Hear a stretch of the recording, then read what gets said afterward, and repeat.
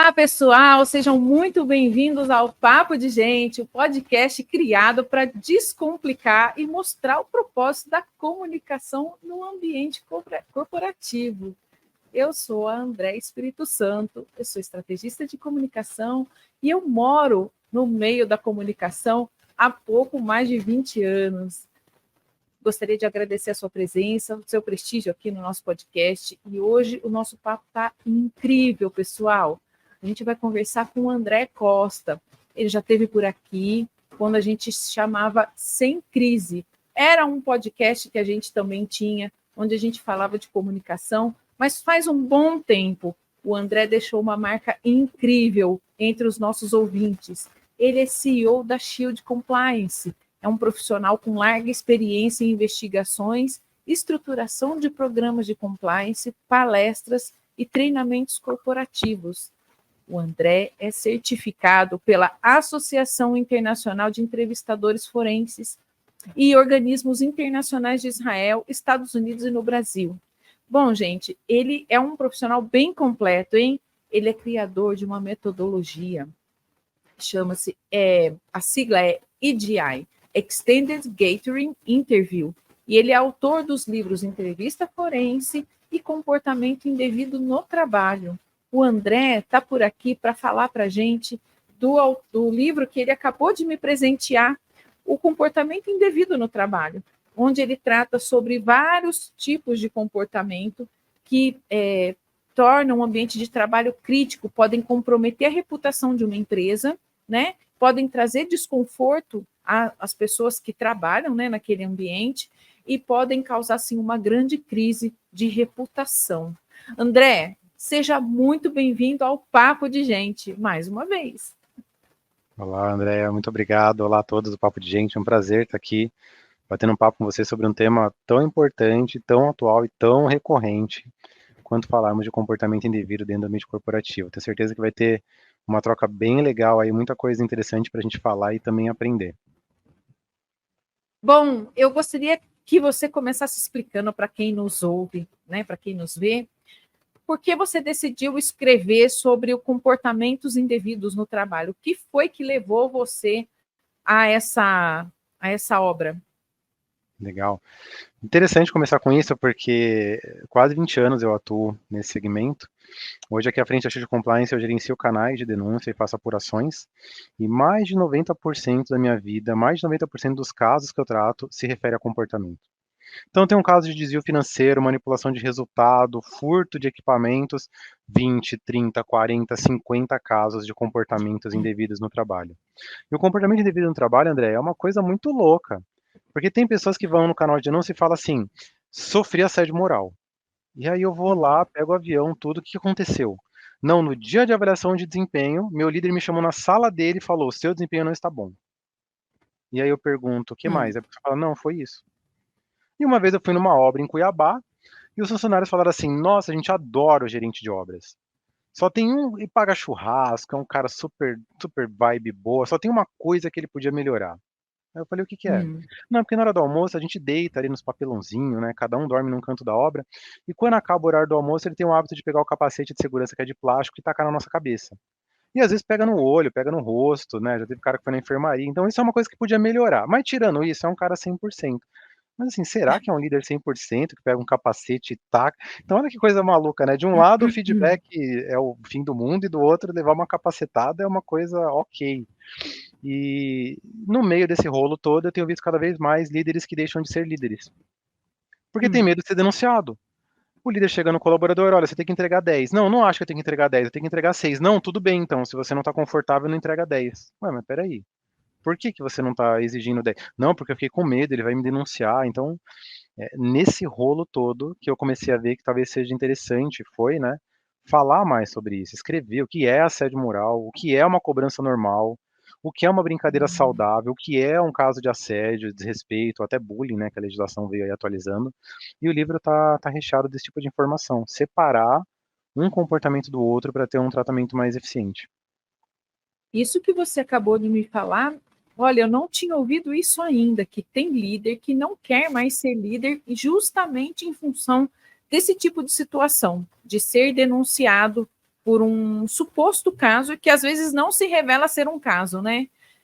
Você consegue destrinchar isso um pouquinho mais para a gente? Isso acontece na média liderança, onde estão supervisores, coordenadores, né? Ou isso acontece mesmo no nível de diretoria, né? Um presidente de empresa? O que a sua experiência mostra?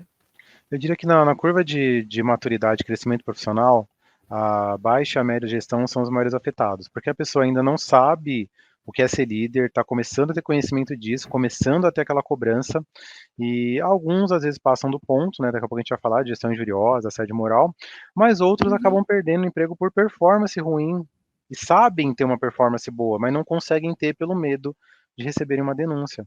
Então tem pessoas que o desempenho está ruim, o time não está entregando e não tem a cobrança. Tem gestor que sequer consegue cobrar o horário de trabalho, com medo de cair no compliance. Então é preciso que essas lideranças tenham treinamentos adequados, né? Não só de como liderar as equipes e terem uma visão mais voltada para evitar o assédio mesmo, mas também explicando como funciona o tratamento de uma denúncia. Como funciona um caso que é tratado como improcedente. Porque tem muito líder que acabou de chegar na figura de gestão e entende que se for denunciado ele já está comprometido. Não, vai ter um carimbo em cima de mim. Então ele evita ao máximo ser denunciado. Não que ser denunciado seja uma coisa boa, mas pode acontecer de você ser denunciado e ser improcedente, ué. André, você foi denunciado porque cobrou 10 vezes uma tarefa. É, porque a pessoa não entregou.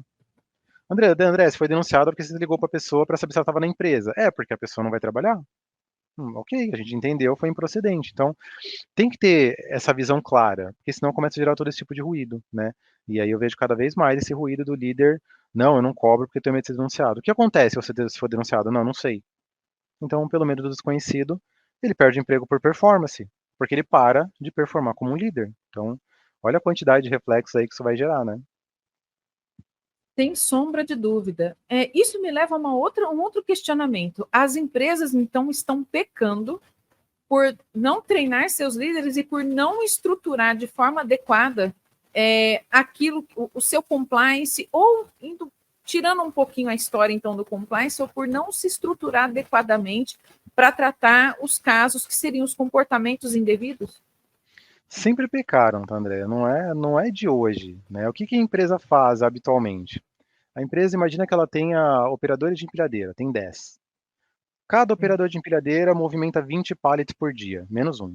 Ele consegue movimentar 50. É excepcional. O que que as empresas fazem? Colocam ele como coordenador dos operadores de empilhadeira. E não dão treinamento, não dão orientação, não fazem nada. Qual é o desempenho que ele vai esperar dos demais? O mesmo que O ele mesmo tinha. dele. Só que ninguém entrega igual ele, é por isso que ele subiu. O que que ele vai fazer? Ele vai exigir, ele vai pressionar, ele vai constranger, ele vai matar alguém. E eu já tratei casos assim que gerou óbito mesmo, porque o pessoal parou de usar EPI para conseguir entregar e caiu e morreu. Então, peca-se muito nessa questão. Tem um bom desempenho técnico, começa a subir. Mas é preciso entender o quanto aquele profissional está conseguindo entregar. Então, eu já atuei como diretor de empresa e eu já falei com o colaborador, olha, essa demanda não está adequada. Ele refez. Eu falei, ainda não está adequada, refez. Só que chega uma hora que você tem que entender o que aquela pessoa tem condição de entregar. Porque se chegou num ponto que não tem mais para onde progredir, talvez você tenha que trocar o profissional, talvez você tenha que desenvolver, mas não adianta ter essa visão de precisa entregar o que eu quero, porque às vezes o profissional não consegue. E aí você começa a entrar numa questão de assédio moral, gestão injuriosa, e aí eu vejo funcionário que vai parar no hospital, o líder liga para entregar um relatório da sala do hospital enquanto está tomando soro. Então não tem nenhum limite ali para essa entrega. Então essas falhas elas sempre aconteceram. E agora a gente está tendo o efeito colateral, o líder que vai para o extremo do outro lado. Não, eu não vou pressionar, eu não vou ameaçar, eu não vou constranger, e nessa ele para de liderar também. Ele vai não só não vou constranger, não vou ameaçar, eu não vou cobrar, eu não vou exigir, eu vou dar mais liberdade. Só que ele dá liberdade no horário de trabalho, na entrega da tarefa, na qualidade, ele dá liberdade em pontos que deveria ser da função dele corrigir e coordenar. E aí a gente vai para o outro lado. Mas peraí. Aí chega o diretor e fala assim, olha, eu recebi um relatório que está totalmente errado. Um gráfico que de 100%, quando eu somo tudo dá 80.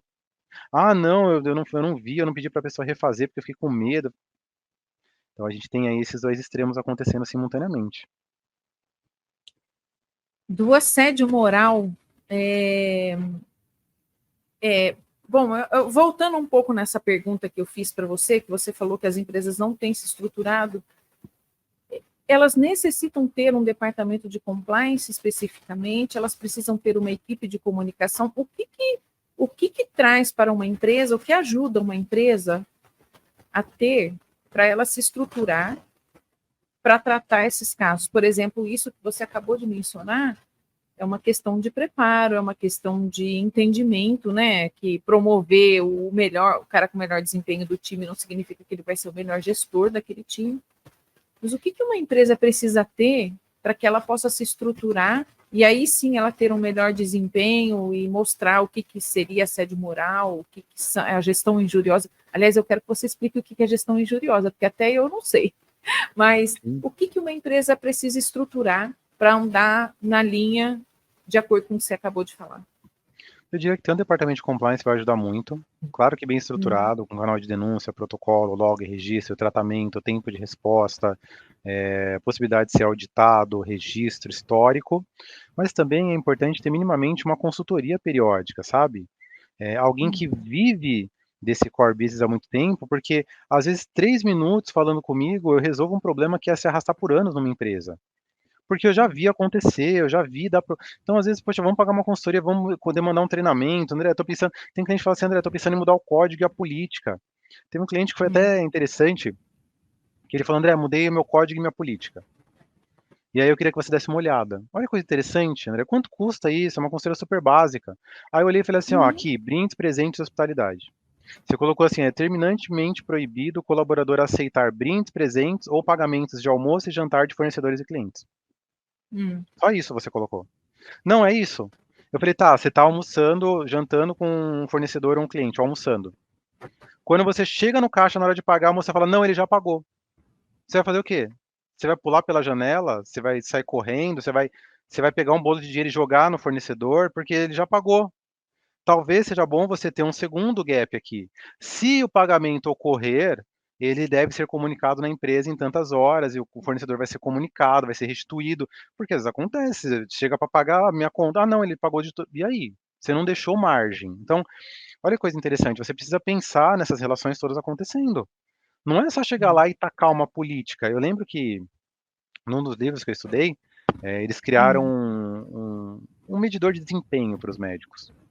Eu estudo muitos livros de estatística, de comportamento humano, né? E o livro dizia assim, os médicos que tinham melhor desempenho era aquele que operava e o paciente sobrevivia mais de 30 dias depois da operação. Então eles criaram esse indicador e falaram, é um indicador extremamente positivo. Parecia, porque o que começou a acontecer? Os médicos chegavam no paciente ali agonizando na maca, olhavam para ele e pensavam, esse cara vai viver mais de 30 dias? Não vai, não vou operar. Porque vai ferrar o meu Ah, indicador. E começaram a deixar os pacientes morrer, porque ninguém queria pôr a mão no paciente. Por quê? Porque aquele ali estava condenado. Então, conversar com alguém que entende disso vai ajudar muito. Porque às vezes a empresa está de boa intenção, ela quer fazer um documento legal, quer ter uma estrutura boa, mas ela pode não ter esses reflexos, e está tudo bem, não é o core business dela. Mas tem muita consultoria que vive disso, eu vivo disso. E eu vou ser o primeiro a falar, legal sua ideia, mas não vai dar certo, porque já vi dar errado aqui em várias situações. Então, é importante essa troca minimamente. a empresa, se desejar se estruturar sem uma consultoria externa, vamos dizer assim, olha, vou pegar o meu departamento de compliance ou o meu departamento jurídico, né, que às vezes trata aí as questões de compliance, pegar minha área de marketing, de comunicação, e a gente vai estruturar alguma coisa nesse sentido. Você acha que tem chances disso ter sucesso? Eu acho que vai envolver muita tentativa e erro, e alguns erros vão ter desdobramentos reputacionais e judiciais, tá? Eu acho que é pouco provável que haja um acerto, assim, principalmente quando envolve jurídico, e eu sou advogado, e é por isso que eu estou falando, porque o jurídico, ele tem a visão de sempre ser muito restrito. Então, quando a gente está ali tratando um caso jurídico, e o funcionário ele sai da empresa e fala assim, ó, tem 4 pontos aqui que eu odiei nessa empresa, e ele entra com um processo brigando por um deles, a gente só fala sobre aquele ponto. Então, o jurídico ele tem uma visão de estreitar o escopo e o compliance tem uma visão de ampliar o escopo. Porque para o compliance, para o programa de integridade, quanto mais visibilidade você tiver da sua organização, melhor. E para o jurídico, quanto mais restrito for o escopo, mais eficiente é o tratamento técnico. Então a gente vai numa petição, numa contestação judicial, não, vamos falar que ele estava aqui há tantos anos, vamos falar que ele gostava do líder. Não, porque isso não está no escopo. Não, porque isso não é o pedido dele. Vamos focar só nas horas extras, porque foi só o que ele pediu. Então, o jurídico ele tem essa visão por natureza, ele precisa ter de estreitar as coisas. E o programa de integridade tem a visão de ampliar as coisas. Então, eu diria que a tentativa e erro ela vai acabar sendo um pouco ingrata quando envolver esses players sem o apoio de uma consultoria especializada, porque mesmo como advogado e atuando em 20 anos no compliance, eu já falei com muito Uhum. advogado que a gente chegou nesse conflito. Não, mas o denunciante, ele Hum. falou que o líder está assediando ele moralmente, está tratando mal, e o líder também está manipulando o resultado, mas a denúncia dele foi sobre assédio moral. Então eu vou tratar assédio moral. Eu falei, ué, e o dinheiro que está sumindo da sua empresa, você não quer saber? E o valor que está sangrando da sua companhia, você não vai tratar? Não, mas ele não colocou essa tipologia. Eu falo, não, mas e aí? Aí a empresa vai falir? E o que, que você vai fazer quando a empresa quebrar? Vamos começar a ver número e resultado também. Então, eu já vi muito esse choque do jurídico tentar estreitar e eu falar, não, o programa de integridade, ele visa ampliar. Porque às vezes o denunciante fala assim, ah, sofri assédio moral, meu colega me deu um soco. Isso é agressão física, isso não é assédio moral, não importa que ele errou É. a tipologia. Então o compliance tem essa visão de ampliar. Por isso que eu acho tão importante ter minimamente uma interface ali de uma consultoria, porque essa vivência acaba ajudando muito, sabe? E eu vejo muito isso no meu dia a dia. Já vi isso acontecer, já tratei um caso próximo. Você monta um mapa de cenários, não é isso? É, Exatamente assim. O que você acabou de falar é o que o cara pode achar que é um assédio moral porque foi um soco. Ah, é um soco, um soco. Não é assédio moral, é agressão física, é caso é, de ir na delegacia mesmo e etc. Talvez isso no mapa de cenários de uma empresa ela não pense, porque se no ambiente de trabalho acontecer isso é difícil. Eu não sei se você já pegou um caso assim, eu nunca vi, mas pode acontecer, pode. Já vimos aí supressão de cargas na hora do carregamento do caminhão, por exemplo, né? uhum. Quer dizer, o gerente não está lá, o supervisor não está lá, mas a pessoa que está lá olhando, que está carregando, pode suprimir aquilo. Então, da onde você diz que pode estar perdendo dinheiro, aquele cliente vai receber uma carga a menos. E esse Sim. dinheiro está indo aonde? Já peguei caso de funcionário tentar matar o outro no refeitório da empresa com uma faca. Então, Qual a probabilidade disso acontecer? Mas qual é a criticidade? E aí eu faço uma matriz disso quando eu elaboro um programa de integridade do meu cliente. André, a probabilidade é baixíssima. Eu falo, mas e a criticidade? E se mas é acontece, você vai fazer o quê? gravíssimo. Exatamente, gente. Matriz de risco, criticidade versus probabilidade. Probabilidade é baixa? É baixa. Mas e se acontecer e você não estiver preparado? O que, que você vai fazer? Para onde que vai isso? Então, por isso que eu acho importante. Eu já tive clientes que instituíram o canal de denúncia só com tipologia. Assédio sexual. Assédio sexual Hum, não é tudo igual, Andréia. Quando o líder chega na hum, funcionária e fala assim, nossa, você tá uma delícia hoje, isso é assédio sexual. Mas quando o líder vai lá hum, e faz um vídeo do pênis dele, manda no WhatsApp pessoal da funcionária, isso também é assédio sexual e é mais grave. Quando o líder vai fazer um trajeto com o carro da empresa e bota a mão na funcionária e tenta levar ela para um motel à força, é assédio sexual e é mais grave do que a cantada, embora a cantada também seja uma coisa absurda. Mas uhum. o risco envolvido é maior. E se a gente não tem uma criticidade, a gente trata como? Por ordem de chegada. E aí você está aí na sua mesinha, Verdade. chegou uma denúncia 9 da manhã, aí você vai tratar ela. 9 da manhã, meu líder não me deu bom dia. Não, isso não é assédio moral, você encerra. Aí segunda denúncia do dia. Ah, meu líder, minha colega chegou atrasada. Não, isso aqui não é. Aí terceira denúncia do dia. Ah, meu vale-refeição não caiu. Você vai tratar assim. Aí chega na última denúncia do dia. Você sai 6 horas, 5h50, você vai olhar a última que caiu. Ah, eu sou a vigia da noite e meu colega tentou me agarrar e me violentar no banheiro. Ela vai entrar às 6 horas da tarde para trabalhar. Daqui a 4 minutos.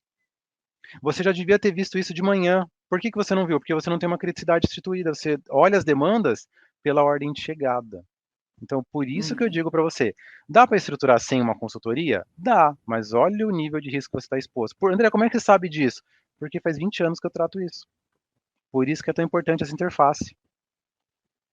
Me diga uma coisa, quem normalmente é a pessoa habilitada para tratar, então, da denúncia? Você acabou de falar, né? Tem que ter o mapa da criticidade, tudo bem, a gente está falando de estrutura, de planejamento. E a pessoa que vai ler isso, a pessoa que vai, vamos dizer assim, eu não sei se é a mesma pessoa que lê, é a mesma pessoa que trata, ou se ela apenas recebe e ela leva para alguém. Como é que funciona esse mecanismo e quem deveria ser essa pessoa? Deve ser uma pessoa dos colaboradores? Deve ser uma pessoa do compliance? Deve ser um diretor? Deve ser o dono da empresa? Quem é a pessoa que lê as denúncias e que trata as denúncias e que dá uma devolutiva para agressor, para vítima, ou não dá para agressor? Como é que funciona? Legal. Eu diria que é possível que o tratamento seja interno, mas se ele for externo, acaba sendo melhor.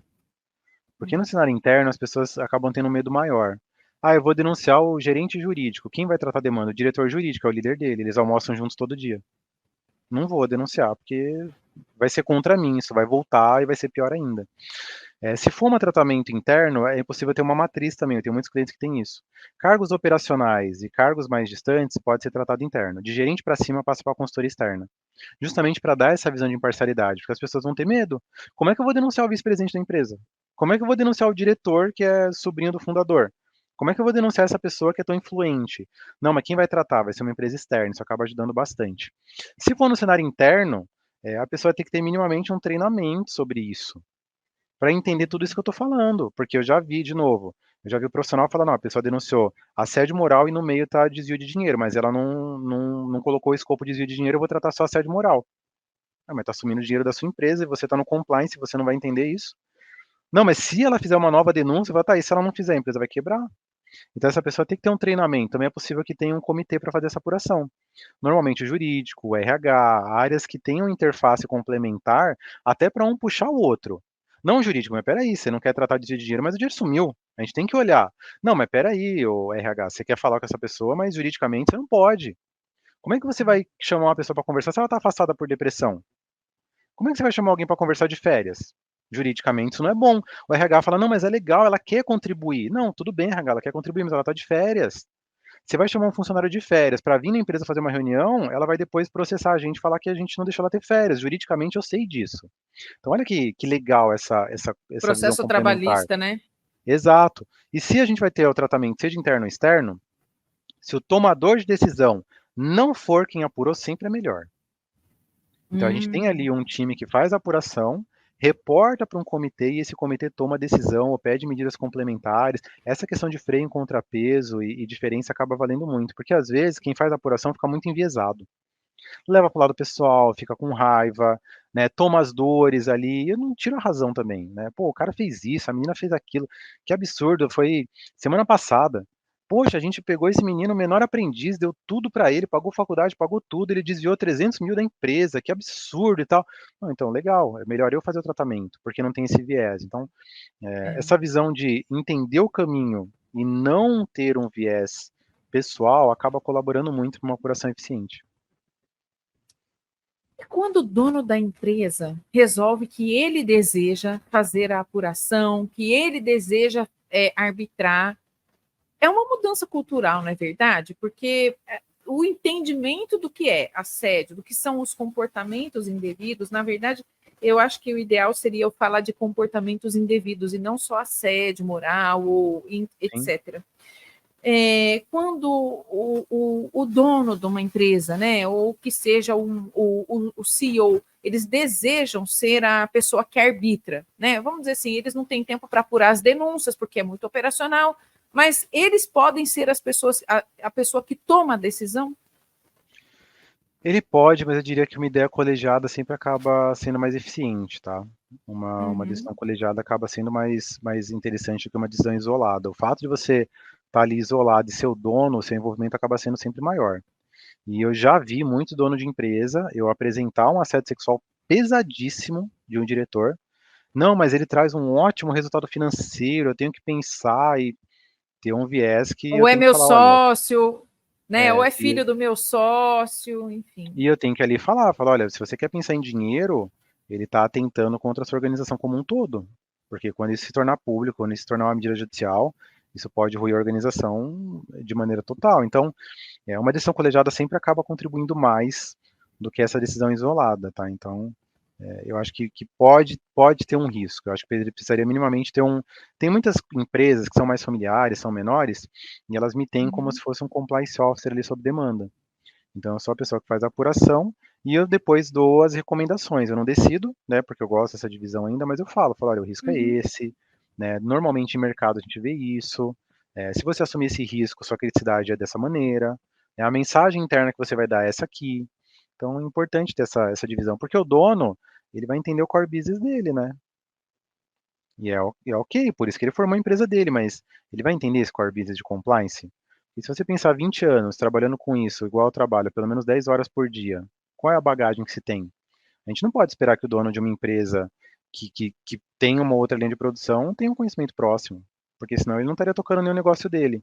Então, essa consulta, né, esse apoio, ele é muito desejado. E aí, eu costumo até brincar que eu digo que a pessoa que quer fazer muita coisa é a síndrome do pato, né? Ele nada, anda e É, voa e não faz nenhum direito, né? eles não Tudo, faz nada direito.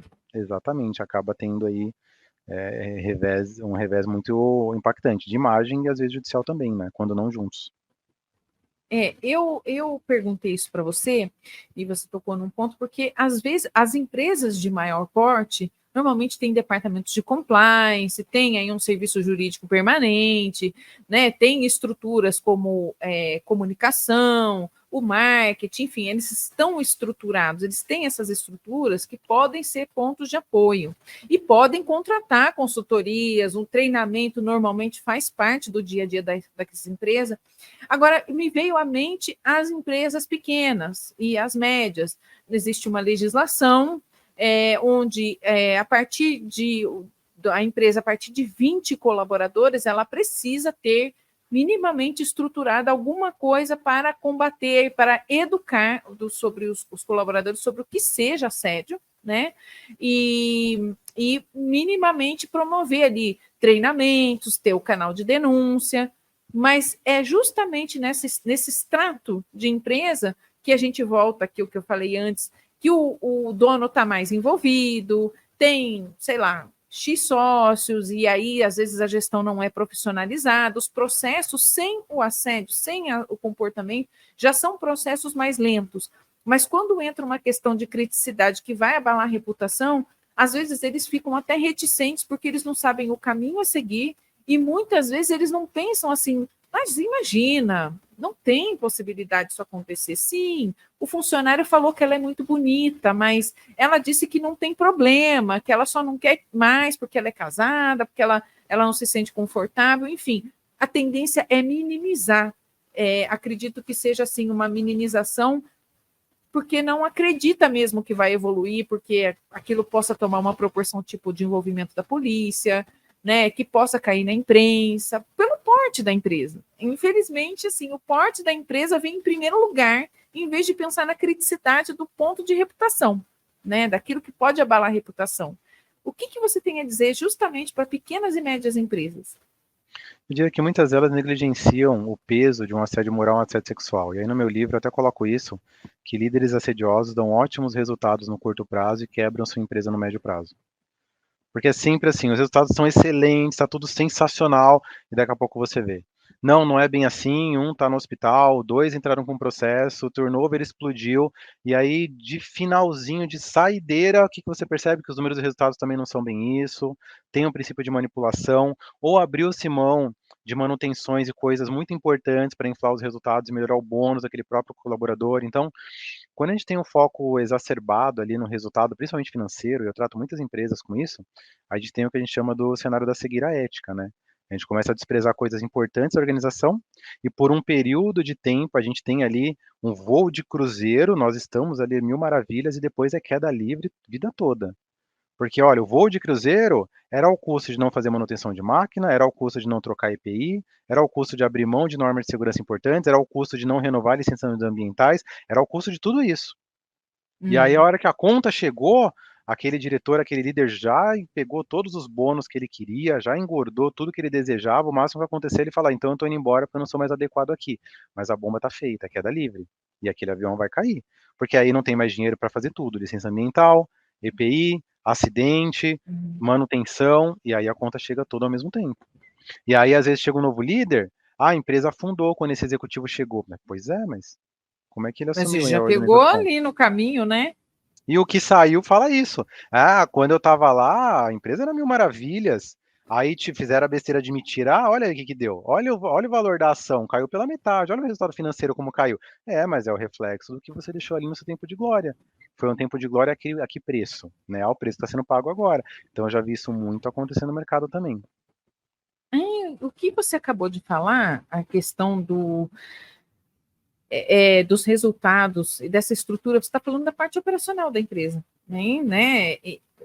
Assim, existem casos, por exemplo, eu abri teu livro e um primeiro caso que você comenta para sensibilizar, né, o leitor, que você foi convidado para uma reunião em que diretores e alguns, acho que era um grupo de diretores, colocou um caso para você em que uma pessoa havia engordado a conta, estava vivendo uma vida de luxo, né?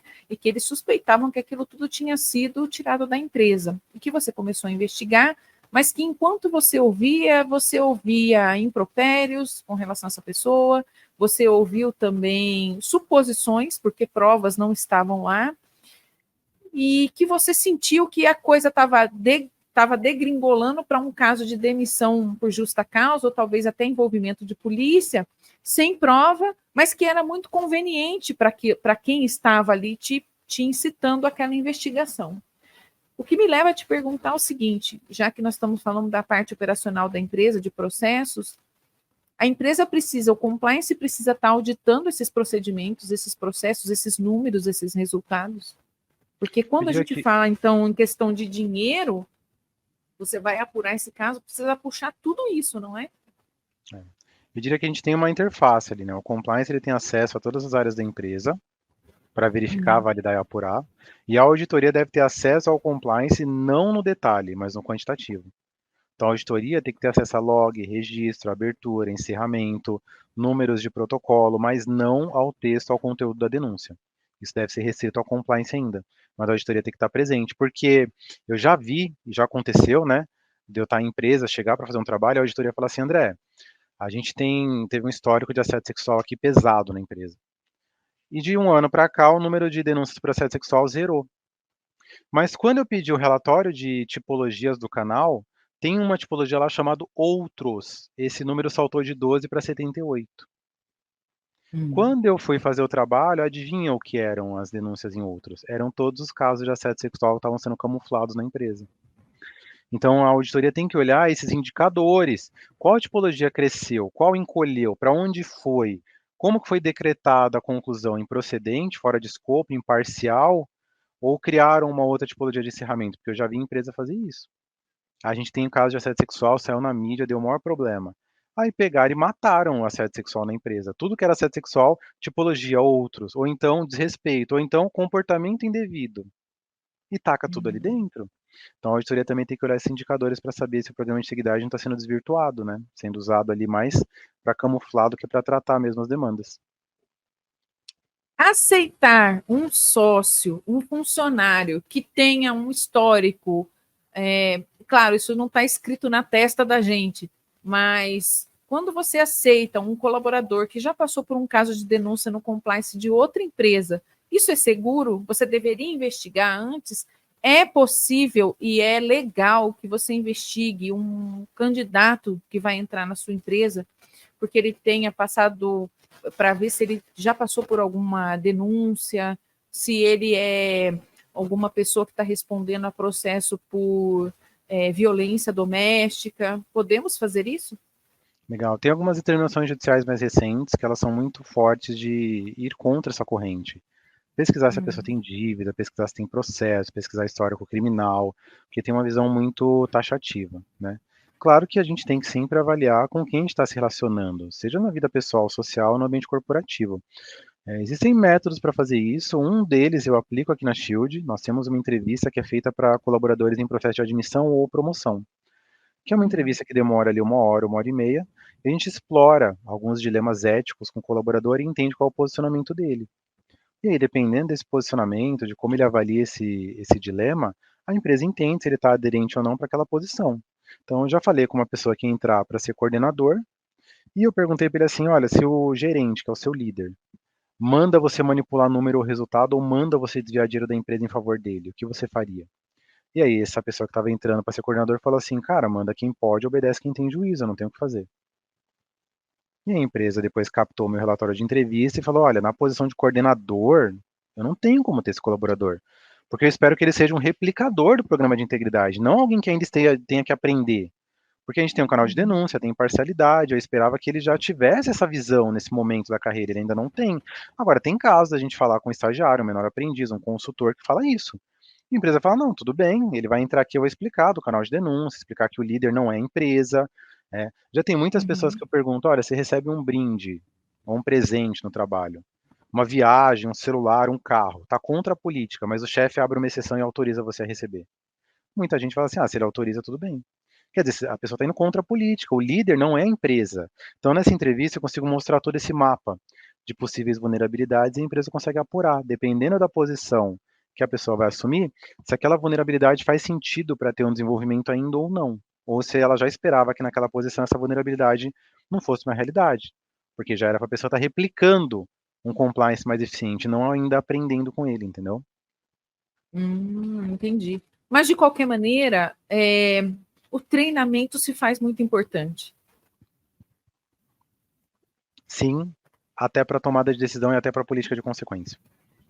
Quem tem que ser treinado? É a pessoa que recebe, analisa as denúncias, os colaboradores como um todo, para que eles entendam o que é o assédio, né, ou o comportamento indevido no trabalho, a diretoria, o presidente da empresa, todos eles precisam ser treinados, receber treinamentos? Todos precisam ser treinados, cada um no treinamento com escopo específico. Os diretores, quem toma a decisão das denúncias, tem que ser treinado. Por quê? Porque quem não tem treinamento, ele tem uma visão muito simples. Tem pessoas do bem e tem pessoas do mal. A gente chuta as pessoas do mal e fica junto das pessoas do bem. É essa a visão de quem não tem treinamento sobre o escopo. E esse treinamento que eu falo com esses diretores executivos e donos de empresa, eu venho mostrar que em determinadas circunstâncias ambientais, 92% dos seres humanos abrem mão dos seus valores pessoais e entram em conformidade com o grupo e com a hierarquia da empresa. 92%.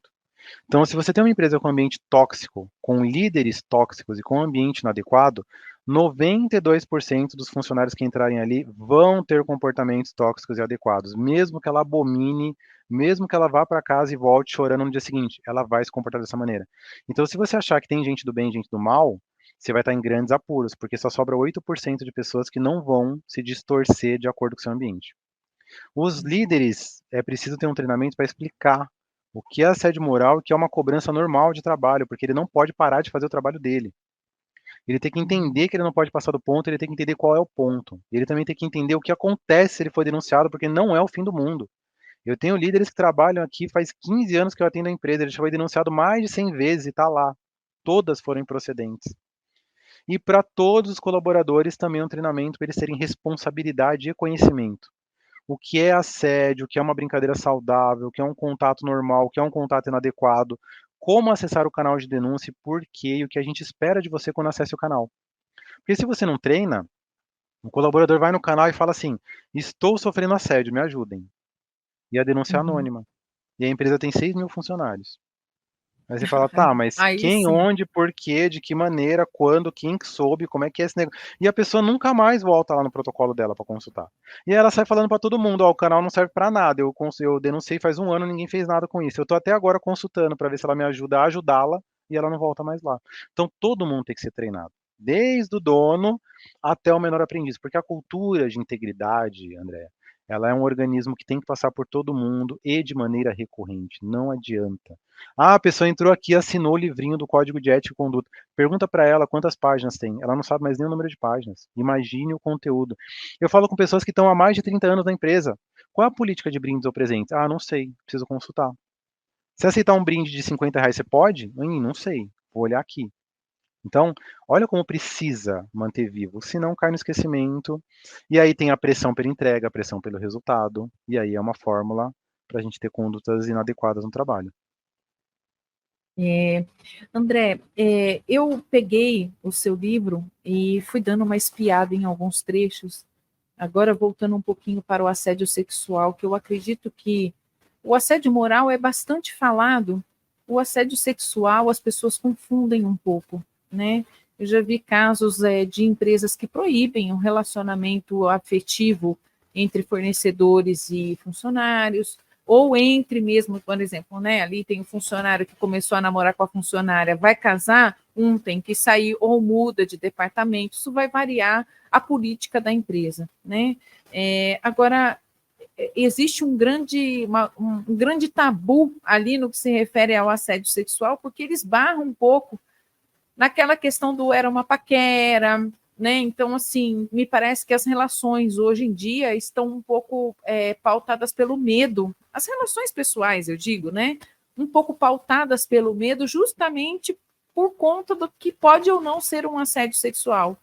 Abri seu livro aqui e li a seguinte frase: quando o tema é assédio sexual e comportamento sexual impróprio, os homens têm sido vítimas do próprio machismo. Você consegue falar um pouquinho para a gente dessa questão? Sim, eu tenho visto muito na prática, porque o Brasil ainda, infelizmente, é um país muito machista, né? Você vê André, não concordo com você. Você pode ver os números de feminicídio, porque matemática é o melhor cenário para a gente eliminar concordo, não concordo. Não, não acho que é Sim. machista, tá? E quantos hominicídios tem no Brasil? Você tem um indicador disso, se é que essa palavra existe? Mas feminicídio tem um bocado, que é o homem achar que é propriedade da É, mulher e se não tá comigo, não vive mais. Então, assim, é. você acha que não é um país machista, os números são meio estranhos, assim, deveriam ser manipulados, né? Não faz sentido. E eu vejo que nesse momento os homens acabam sendo vítimas do próprio machismo, porque é muito reduzido o número de homens que denunciam serem vítimas de assédio sexual. E eu já vi colaborador denunciar líder por assédio sexual, tá sofrendo ali, sendo transferido de filial e tudo, porque ela queria ficar com ele não queria, e o próprio dono da empresa falar: ah, mas é um homem que denunciou? Ué, mas ele não sabe? Como se o homem que denuncia a mulher por assédio sexual, não, mas ele não gosta, já ouvi esse tipo de piadinha. É. Então, eu percebo que o próprio Questiona a exato, sexualidade dele. exatamente, exatamente. Então, acaba sendo vítima do próprio machismo e o número de denunciantes homens acaba sendo ainda muito reduzido, porque dá a impressão que, ah, não, eu vou ser menos homem se eu fizer uma denúncia ali contra a minha gestora e a minha líder. E eu percebo em contrapartida que os pouquíssimos casos de assédio sexual que eu vi a denunciada ser mulher e ser líder, elas foram mais ousadas, elas foram mais agressivas no assédio, justamente pegando o gancho na visão de que ninguém vai acreditar que isso é um caso de assédio. Por quê? Porque não dá para se falar que uma mulher assedia um homem. Então, eu vejo que isso aconteceu nos poucos casos que eu tratei. Não dá para se dizer que é uma tendência, porque minha amostragem é pequena ainda. Eu peguei 6 casos, é muito pouco, Uhum. mas em todos É eles eu vi isso pequeno. acontecer. Eu vi isso acontecer. As mulheres serem mais incisivas no querer, no desejar, no de mandar mensagem e também mais incisivas no prejuízo. Né? O último que eu peguei, Hum. o rapaz trabalhava em São Paulo, a família em São Paulo, filhos de escola particular em São Paulo, e a gerente transferiu ele para Manaus, de uma hora para outra. E ela mandava o WhatsApp para ele e deletava em seguida. E ele comprou um segundo celular para gravar a tela. E ela transferiu ele, justificou internamente que a filial de Manaus precisava, tudo. E ela mandou um Uhum. WhatsApp para ele à noite. Falou assim: então, tô te mandando para Manaus, já que você não quer dormir comigo, quem sabe lá você encontra uma mulher que te agrade. Afinal, sua esposa vai ficar sozinha em São Paulo e com certeza ela vai encontrar alguém. E aí ele conseguiu gravar com outro celular e ela deletou, e aí ele foi no canal, falou aqui, ó, minha transferência para Manaus é por conta disso aqui. Ela tá querendo quebrar minha Uhum. família porque eu não quero sair com ela. Então, eu vejo que acaba tendo essa característica mesmo dos homens terem esse receio. Ah, eu vou denunciar e vou ser menos homem se eu fizer isso, sabe? Bom, isso que você está me falando é gravíssimo, mas assim, eu entendo essa questão que você fala que a mulher é mais incisiva, mas não tirando aí o número de casos de homens assediando as mulheres é muito mais numeroso. Sim. E são pequenos gestos, né? Quer dizer, você falou aí, a mulher transfere, o homem ele é uma passada de mão, é uma passada de mão no cabelo, é um elogio, né? Começa de forma sutil. E, inclusive, gente, tem mulher que acha até que eu acho que eu me equivoquei. Assim, tipo, É. será? Sabe? E muitas mulheres, e é muito comum, André, assim, é espantoso de ver. A mulher que sabe que sofreu assédio sexual, quase todas se sentem culpadas. Eu não sei se eu dei liberdade, não sei se eu vim com uma roupa muito assim. É muito comum escutar isso nas minhas entrevistas. Quase todas, em algum momento, eu escuto isso. E eu já fiquei pensando se eu dei liberdade para ele, se em algum momento eu vim com uma roupa inapropriada. É muito comum mesmo, viu? E eu sempre trago isso, que É, né? é vítima, ela é vítima. O papel dela é vítima, ela não é culpada em hipótese alguma. Mas é muito comum mesmo sentir isso. É porque tem moças que trabalham completamente vestidas. Então, se o homem passa a mão nela de uma forma diferente, não é porque é a roupa que ela está vestindo. E muitas vezes é um momento em que a pessoa está trabalhando em alguma coisa, está numa reunião e ela é né? Tipo, passa a mão nela, ela está lá se apresentando, ela precisa estar mais concentrada e deixar passar aquilo, né? Às vezes é um momento em que está concentrada, que acaba suscitando dúvidas, né? Isso gera muita dúvida, de novo, gera muita dúvida porque a gente está num país machista, né? Porque se eu sou casado com uma mulher, e aí eu acordo 2 horas da manhã, e a gente está na mesma cama, e eu quero transar com ela, ela fala não, e eu transo, isso se chama estupro. É Então, verdade. assim, isso gera muita dúvida porque é um país machista. Você pode estar saindo do banho na sua casa e não tá bem com seu marido ali na hora e te procurar, querer transar com você, e você fala, não, não quero, e ele forçar, e esse é estupro. Então, é engraçado porque eu tenho que falar isso. E eu tenho que falar isso num sinal claro que a gente vive num país machista, porque se uma mulher diz não na liberdade sexual do próprio corpo, é óbvio que é não. Não me interessa se ela tá falando com o marido dela 2 da manhã ou tá falando com um estranho na rua, é o mesmo não. E a gente ainda tem que falar isso no Brasil. Então, esse é um sinal claro que o machismo ainda é muito presente. Qual é o papel da cultura organizacional nisso tudo, André? A empresa tem que sempre pensar que o caminho do meio é sempre o mais eficiente. Aí eu sigo a filosofia budista em muitas coisas, né? Você não pode deixar a organização livre, leve e solta, e eu já vi muito isso. Não, a gente é divertido, a gente é legal. E eu falo muito isso nas reuniões, tem gente que me odeia. Eu falo assim, eu acho que a empresa tem que ser menos divertida e mais segura. Não, porque a gente é divertido, a gente é amigo, a gente é informal. E aí, por isso que manda o WhatsApp 2 da manhã e vai pro happy hour, aí o gerente dorme na casa da consultora e todo mundo junto ali no sofá, mas é legal, nunca deu problema. Fala, tá, quando der problema, vai pagar por todos. Talvez a empresa tenha que ser menos divertida e mais segura. Então, deixar livre é um risco muito grande. Do outro lado, é muito difícil você deixar um ser humano sem opção. Você tem um nível de estreitamento, um nível de cobrança. E aí eu vejo isso acontecer, sabe, André? Eu estou tratando um caso agora de um grande grupo, que ele fala assim: você não pode descumprir meta financeira, é proibido. E você não pode causar acidente, você não pode ter uma performance ruim. Eu falo, tá, mas e aí? Aí o que o pessoal começa a fazer? Ele não descumpre a meta financeira, ele causa acidente e ele pegou os funcionários que perderam braços e pernas e falaram assim: eu te promovo, te dou 30% do salário e você fica na sua casa. Mas não comunica o acidente, não entra na INSS, não fala para ninguém. E funcionário que está há 3 anos em casa ganhando 30% de aumento foi promovido e perdeu o braço. E a empresa não está sabendo nem que ele sofreu um acidente. Então, você estrangular o ser humano também é muito complicado. E eu escutei, assim, hoje é sábado, e a gente está aqui batendo um papo. Ontem, Isso. eu fiz uma entrevista e olha o que um diretor falou para mim. O diretor falou o seguinte, André, abre aspas, hein, diretor. O CEO vem para mim e fala assim, toma 5 conto, me traz 10 quilos de filé mignon. Beleza, eu vou trazer. Agora, se eu roubei, se eu matei o que eu fiz, eu não vou te contar, mas 5 conto não dá para trazer o que você está pedindo, fecha aspas. Então, olha o risco também que você traz quando você estrangula e não deixa opção. As pessoas vão ter saídas criativas. Então, os dois lados Criativas são que muito nem sempre são complicados. os comportamentos desejáveis. Raramente são, porque no ambiente corporativo você está apertando, você quer ter mais eficiência, você quer ter um menor custo, você quer ter um maior lucro, e aí você aperta, aperta, aperta, e as pessoas vão começar a criar saídas para se livrar daquilo. Muitos fraudadores que eu trato não tiveram nenhum ganho financeiro, de ganhar bônus, de ganhar dinheiro. Por que eles fizeram? Só porque não tinha outra saída. Peguei um caso agora recente. Não pode aumentar a emissão de poluente. Eles foram lá e manipularam o sistema de emissão. Estava emitindo lá 70, eles colocaram 2. Então, aí chegou uma auditoria e falou assim, ué, o filtro da fábrica tem que trocar todo ano, o filtro dessa fábrica não troca faz 10 e o indicador de 70 tá 2. Que filtro é esse? Eterno, que não... chegou lá, nossa, se você visse o prejuízo ambiental que estava gerando há anos. Por quê? Não pode descumprir norma financeira, não pode emitir poluente. Para controlar a emissão de poluente, ia descumprir a norma financeira, porque ia gastar. Aí, olha a dificuldade que é de você estrangular o comportamento também. Tem que ter Nossa, é uma cadeia, né? tem que ter o acompanhamento próximo e a liberdade de manifestação.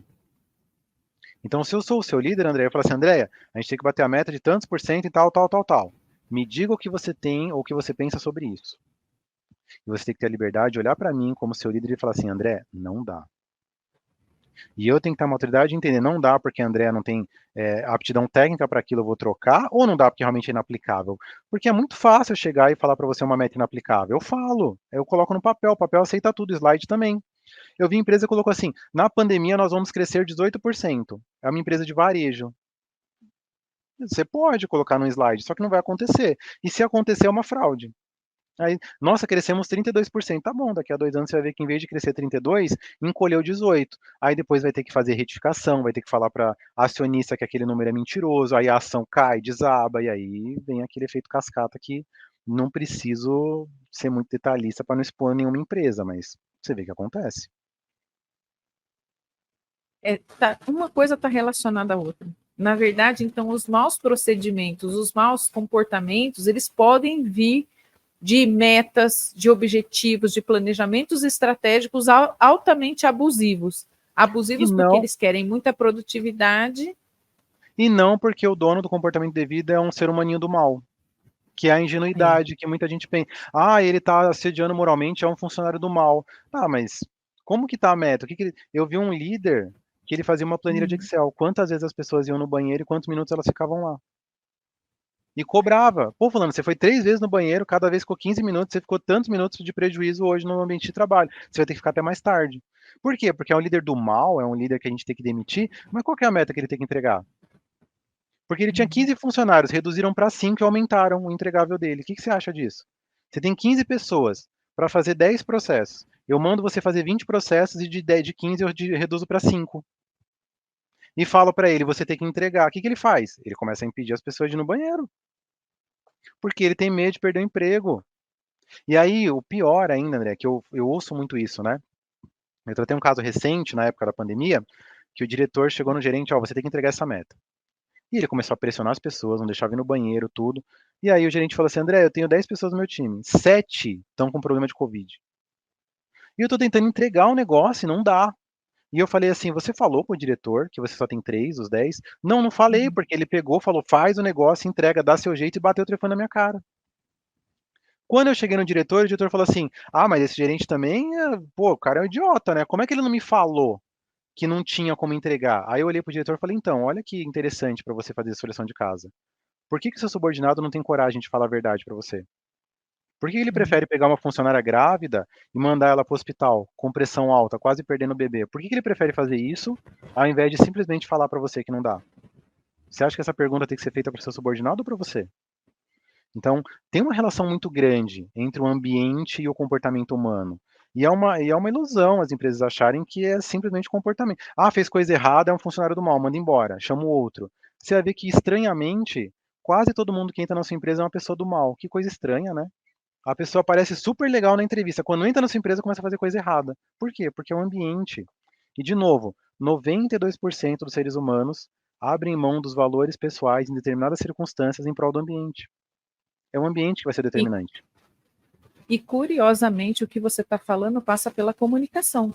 Então, assim, esse diálogo que você teve com o diretor e com essa pessoa, com esse líder, com esse líder da média liderança, se eles tivessem se comunicado adequadamente, se o fluxo da comunicação estivesse bem azeitado, eles não teriam esse tipo de problema. Um entenderia, né? Ele não teria por que ter medo de falar que a equipe dele estava parcialmente desativada por causa do Covid, e o outro conseguiria compreender. Bom, então a gente vai construir junto isso para poder entregar, ou então a gente vai abrir um prazo maior, enfim, negociado tudo, mas tudo com base na comunicação. Exatamente. Então, tem um caso recente também. O diretor ligou para o gerente de um projeto lá em Salvador, tem que entregar isso no prazo, dá seu jeito, não importa como. O que ele fez? Pagou propina para o secretário. Explodiu o caso, voltou para cá. Mas por que você pagou propina? O que você falou para mim? Dá o seu jeito, não importa como. Se eu pagasse propina, o cara liberava as licenças que eu estava pendente à mesa. Liberou e eu fiz. Não era para dar meu jeito? Não era qualquer preço? Então. Contratei uma empresa do sobrinho do cara, que me trouxe 3 tijolos e eu paguei 300 mil. Foi isso. Deu seu jeito. Você não falou, dá seu jeito, não importa como? Então, eu dei meu jeito e entreguei a obra. Agora o que acontece? Eu vou ser demitido e você. Então, olha o complicador que isso gera. Por isso que eu gosto muito de falar quando eu vou nos comitês de ética e tudo. que é para trazer essa responsabilidade, porque eu vejo muitos executivos e o alto escalão da empresa apertar de maneira desmedida, e quando as pessoas espanam e quebram, mas esse aí não serve, não, mas esse aí, não, mas peraí. E aí o diretor falou para mim, André, você me dá 5 conto para trazer 10 quilos de filé mignon, e aí eu volto pro board e trago a frase. Falei, então, como que tá o nível de... Porque o que que se espera de um ser humano médio? Porque se a pessoa trabalha, eu entendo que ela precisa do dinheiro.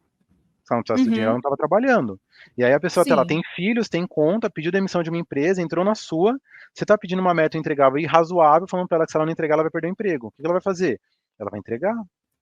Agora, de que jeito que ela vai entregar? E aí, quando a bomba explode, não, vamos tirar porque vamos dar uma justa causa e tal. Não, você quer tirar o profissional? Você tira, mas você vai ficar enxugando gelo. Porque da forma que você está estruturando, você vai fazer que é o que a gente chama de uma cadeia de gestão injuriosa. E a gestão injuriosa, Sim. ela é diferente do assédio moral. Porque o assédio moral Uhum. é alguém perseguir alguém. É uma questão de cunho pessoal. A gestão injuriosa é quando o líder, para entregar o melhor resultado, passa do limite do razoável. E as pessoas começam a falar coisas assim, faz a equipe sangrar. Entrega, mas a que preço? Entrega, mas ao custo de fazer a equipe adoecer. Então é um comportamento que ele é inadequado com todo mundo toda vez que tem uma meta e um resultado. Isso acontece muitas vezes pela imaturidade profissional e também por esse efeito cascata que vem das hierarquias maiores, que não dão margem para um diálogo aberto, pedem metas e resultados inatingíveis e deixam a pessoa sem saída. Deixar o ser humano sem saída, André, é abrir margem para a criatividade. Agora, se vai ser uma criatividade ética ou não, vai depender do desespero e da construção de maturidade de cada um. Você vai confiar nisso? É bem puxado. É bem puxado. Quer dizer, hoje, em meio à corrida para o ESG, né? Nós somos uma empresa ESG, nós somos uma empresa que respeita o colaborador, aqui o colaborador é feliz, a gente se preocupa com o cliente. Em meio a todos esses discursos que eu digo para você, eu sou uma profissional da área de comunicação, passam por mim esses discursos ou a construção desses discursos. Então, também preciso auditar o que a gente chama de você faz, você pratica aquilo que você diz, o walk the talk. Eu confesso a você que essa nossa entrevista aqui me deixa até arrepiada, gente. Estou até arrepiada. Recomendo muito a vocês o livro do André. É uma abertura de mente isso aqui. Tá? Ele me explicou que é uma parte conceitual que ele vem trazendo. Opa, aqui parece melhor. Ele conceitua e ele bate muito em cima do que ele tem falado aqui com a gente. Nessa corrida do ESG, então, tudo isso que você acabou de sintetizar na sua entrevista aqui para nós, o ESG, então, está um pouco mascaradinho também, né? Porque ele está se esquecendo de mostrar esse lado negro de uma força do ambiente profissional que não está computado lá. Eu vejo assim, eu abri a minha consultoria muito porque eu gosto de falar a verdade. E no ambiente corporativo nem sempre isso é bem visto, principalmente quando você é um colaborador. Eu vejo que muitas empresas têm o vício de escoteiro. Sabe escoteiro que tem as medalhinhas no peito? Então, assim, não Uhum. importa se eu consigo sobreviver na mata ou não, importa a quantidade de medalhas que eu tenho. Então, tem muita empresa que é colecionadora de selo. Não, mas eu tenho isso, eu tenho aquilo, eu tenho. Aí tem 82 selos, explode uma desgraça astronômica, a empresa vai à falência com 82 selos. Então, tem horas que eu vou fazer esses projetos que envolvem, né? Muitas vezes esse ESG está muito conectado. Eu escuto o board falar assim, não, porque agora está na moda o ESG. Aí eu penso assim, tá na moda? Mas assim, é uma questão sazonal você pensar no meio ambiente, na governança e na integridade das pessoas. Isso é uma questão de moda. Quer dizer que uma hora você acha que você vai sair de moda? Aliás, assim, não estava em evidência ainda. Então eu acho que é um conceito que veio empacotar um conjunto de ideias que já deveriam estar presentes nas organizações, sabe? Eu acho que é preciso ter uma visão ali muito clara que o máximo de lucro com o menos custo possível tem limitadores. E o limitador vai ser isso, o princípio de governança, o meio ambiente, a satisfação dos colaboradores. Então, eu vejo muita empresa que traz um sofrimento para o colaborador que chega a ser irrazoável. Né? A empresa que fala assim, não, você tem que vir até a empresa e pegar um Uber, pegar um deslocamento da empresa para o cliente. Porque essa é a política. Mas peraí, da minha casa para o cliente dá 7, da empresa para o cliente dá 5. E aí eu tenho que acordar de madrugada e tal. Então, assim, um nível de sofrimento que não faz sentido. Então não precisa de uma sigla para trazer isso. É preciso olhar nas Uhum. estruturas, porque uma coisa que eu sempre falo, em 20 anos fazendo isso, André, quase 20 anos, O ser humano precisa de bem-estar para se comportar de maneira ética. Se o ser humano não tem bem-estar, o ser humano não se comporta de maneira ética. Você pega um ser humano, você deixa ele com frio, com fome, com sede, ele é um animal como qualquer outro. Então você vai lá e Exato. tira o bem-estar do ser humano no ambiente de trabalho ou qualquer outra situação, ele não vai tomar decisões éticas. Então você tem que pensar minimamente nisso. Mas como é que está o bem-estar? Né? Como é que a gente está fazendo o pacote de remuneração e benefícios dos colaboradores? E no dia a dia mesmo. Porque eu já vi empresa ali com salários excelentes e mesmo assim o ambiente da empresa é totalmente tóxico, porque não se pensa nessa relação mínima do dia a dia, é preciso pensar nisso. E às vezes são pequenas coisas que você vê até que financeiramente não custam, mas a empresa não faz. E aí você vê tudo isso acontecendo. E eu falo muito isso para as empresas que eu atuo, que elas têm indicadores, e as empresas são ótimas de indicadores, né? Não, nosso turnover é o indicador máximo de que a empresa está ruim. E eu falo para ele assim, olha, eu acho isso uma ingenuidade, porque o pior que pode te acontecer não é o funcionário sair da sua empresa, é ele ficar e perder a lealdade por você. É o pior que pode É um acontecer. fato. Porque ele fica, um número tá dando errado, não tô nem aí. Não tô nem É. aí. Minha filha ficou doente, eu pedi para sair mais cedo para levar no médico, minha líder não deixou. Que se dane, não vou cuidar do número não. Eu preciso de ajuda, não vou ajudar. Isso aqui vai dar problema, deixa dar. A pessoa lá tá desviando, deixa, não é problema meu, não sou eu. Quando foi minha filha, Extrapolando isso, né? A exato, atividade que envolve o cliente. O cliente ligou para fazer esse pagamento. Não vou fazer, deixa para amanhã. exato, Eu já estou de exato. saída. Porque o dia que eu pedi para sair 15 minutos mais cedo para levar minha filha no médico, meu líder falou: você não vai. Olha que loucura. Então, é preciso ter esse cuidado. Às vezes, pequenas coisas a pessoa perde a lealdade pela organização. Isso não aparece no indicador. Cadê lá? Turnover. Cadê seu gráfico numérico? É muito difícil e eu sou muito resistente em pegar seres humanos e colocar em algo básico e cartesiano. É 0 ou 1. Então é importante olhar essas relações porque tudo isso vai gerar impacto. De novo, quase todo mundo, ou seja, 92% das pessoas, vão flexibilizar os seus valores éticos e morais de acordo com o ambiente na qual estão inseridas. Basta a gente saber trabalhar as circunstâncias. O que significa que o ambiente é fundamental. É uma ingenuidade. Vou contratar pessoas honestas e íntegras e vou deixar de contratar pessoas que são desonestas. Não vai funcionar. Porque seu ambiente vai mudar as pessoas e vai mudar para valer e vai ser rápido. Nossa, eu estou super impactada. Eu já tinha falado isso para você num outro programa que nós fizemos juntos. Já tinha sido muito bacana. Eu já li o teu livro Entrevista Forense, que eu já disse a você que eu vou reler. E agora eu estou bastante impactada pelo comportamento indevido no trabalho. Já falei aqui que recomendo e tenho recomendado a leitura para outras pessoas que trabalham, que eu presto consultoria de comunicação. Acho que é uma leitura obrigatória, assim como informação sobre tudo isso, né? Porque isso tudo afeta a cultura organizacional, Sim, a forma de comunicação, né? Eu atuo em projetos de comunicação, então o quanto eu vejo que essas dinâmicas afetam, né, o quanto eu vejo que essas dinâmicas que não se entendem, que não se comunicam, que não é transparente numa empresa, o quanto elas comprometem as relações e degringolam e desdobram em tudo isso que você mencionou aqui no programa. A gente está chegando no final do Papo de Gente, desse episódio do Papo de Gente. Eu queria muitíssimo agradecer sua colaboração, sua abertura de estar aqui com a gente novamente. Essa super aula que você deu aqui não é à toa que você conquistou, o que você conquistou em termos de conhecimento. É realmente muito sensível, muito delicado e exige muito estudo. Queria deixar aberto para você dar seu recado final, mais uma vez agradecendo sua presença por aqui. legal, perfeito, né? Bom, eu que agradeço, é um grande prazer falar sobre isso. Eu acho que eu consegui encontrar uma coisa muito importante na minha vida, que é ver um propósito além do resultado. Então, eu tenho uma visão muito clara que fazendo isso eu acabo colaborando muito com o ambiente de trabalho melhor, com as relações melhores das pessoas. E eu já falei com muita gente tomando remédio de tarja preta, já falei com um funcionário que tentou suicídio. Então, não é um emprego, não é uma remuneração, é realmente a vida das pessoas. Então, é perder essa ingenuidade e achar que é algo muito simples, porque não é.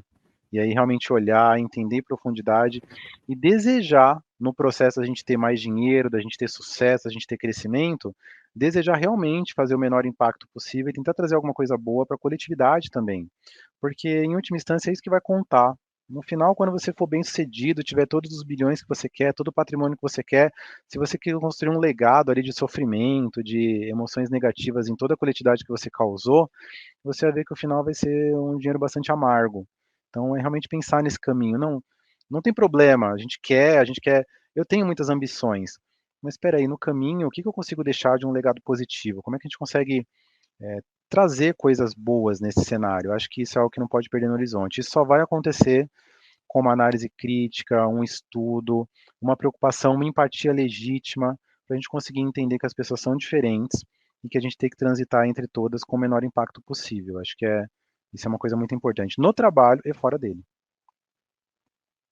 Sensacional, incrível. Nossa, foi uma super aula. Fiquei presa aqui, ó, nem vi que já está dando 1 hora de programa. Muito obrigada mais uma vez. Para você que nos acompanhou até agora, foi impactante, não é, gente? Dá vontade de ficar aqui, como outros programas que a gente conhece, dá vontade de ficar aqui mais um tempinho. Eu tenho certeza que ele não se recusaria, mas a gente precisa encerrar. Você está convidado a voltar, André. Você que nos escuta, se você tem dúvida, o André é uma pessoa muitíssimo acessível. Eu vou deixar aqui o perfil dele no LinkedIn. Se conecta com ele, consulta o conteúdo do André, se conecta com ele, eu tenho certeza que você vai aprender um pouco mais, aquilo que você precisa, todas as dúvidas ele vai te responder. E não se esqueça, nosso conteúdo só chega para mais pessoas porque você participa aqui do canal. Então se inscreva, compartilha com os teus amigos, curte, manda sim a sua pauta. O André, assim como outras pessoas, vêm ao programa porque vocês sugerem. E vai ser um prazer imenso descomplicar a comunicação, trazendo profissionais excelentes, com excelência, com experiências muito boas, para compartilhar isso com vocês. O meu muito obrigada e até o próximo Papo de Gente.